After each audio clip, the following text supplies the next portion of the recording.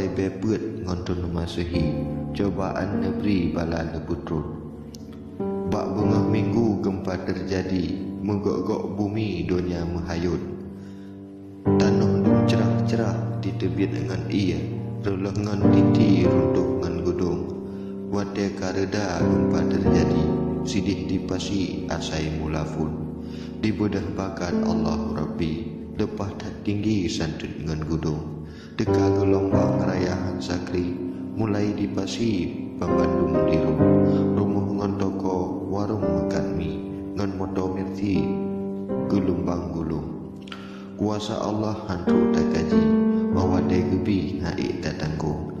Barang dum diba oleh tsunami, urang dalam ia mengapung-apung. Wadai tak ingat sedih nan takri, di dalam hati dirasa dudung.